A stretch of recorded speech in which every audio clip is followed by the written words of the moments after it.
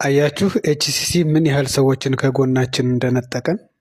ሰላም ጤና ይስጥልኝ፣ ግርማ ነኝ። ትላንት በለቀኩት ቪዲዮ ብዙ ሰዎች ኤችሲሲ ምንድነው፣ መከላከያ ውስጥ ምልክቶች ውስጥ ምንድናቸው፣ የቅርብ ዘመዴን በዚህ አጥጨበታለሁ፣ አባቴን እናቴን እያሉ ብዙ ሰዎች ኮመንት ሰጥተዋልና ቪዲዮ ልሰራበት ተገድጃለሁ።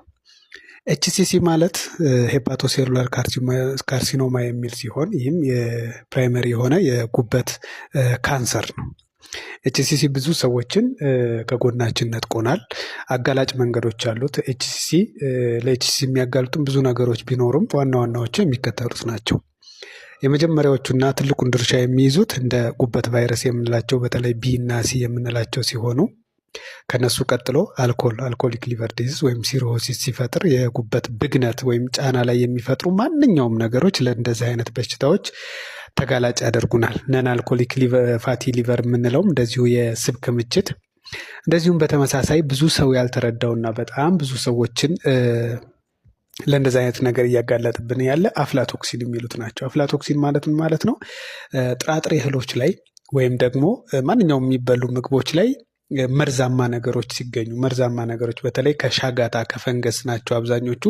በእነሱ መንገድ እኒህ መርዛማ ነገሮች ከተፈጠሩና እነሱን ከተጠቀምናቸው ጉበት ለነሱ በምትሰጠው ምላሽ እና በምታደርገው ፍትጊያ ከፍተኛ የሆነ ቁጣ፣ ብግነት እንዲሁም ጠባሳ በመፍጠር የጉበት ዲኤንኤ የምንለውን ጉበት ላይ ያሉ ሴሎችን የተዛባ ሙቴሽን እንዲኖራቸውና ወደ ካንሰርነት እንዲቀየሩ ያደርጋል። አፍላቶክሲን ምን ምኖች ላይ ሊገኝ ይችላል? ጥራጥሬ እህሎች ላይ በተለይ ታምቀው ያሉ አየር የማያገኙ እርጥበታማ ቦታ ላይ ሆነው ግን እንዲህ ሻጋታ የሚፈጥሩ ነገሮች እንደ ባቄላ አይነት ነገሮች፣ ለውዝ፣ በተለይ ጫት የሚቅሙ ሰዎች ለውዝን በመጠቀም ለእንደዚህ አይነት ነገሮች አብዛኛውን ጊዜ ይጋለጣሉ። ጫቱ ራሱም እንደዚሁ በተመሳሳይ የሚረጩ ኬሚካሎች አሉት ከትላትል ለመጠንቀቅ ብለው አርሶ አደሮች እንዲህ ጫት የሚያለሙ ሰዎች እንዲሁ ኬሚካል ይረጩታል። እሱን ሳይታጠብ የሚጠቀሙ ሰዎች አሉ። ለእንደዚህ አይነት ነገር የበለጠ ተጋላጭ እየሆኑ ይሄዳሉ። ትንባሆ እንደዚሁ በተመሳሳይ። ሌላው በዘር የሚወርድ የኮፐርና አይረን ወይም የብረት ክምችት የምንላቸው ጉበት ላይ በሚፈጥሩት ጫና ለእንደዚህ አይነት ችግሮች ያጋልጡናል ማለት ነው።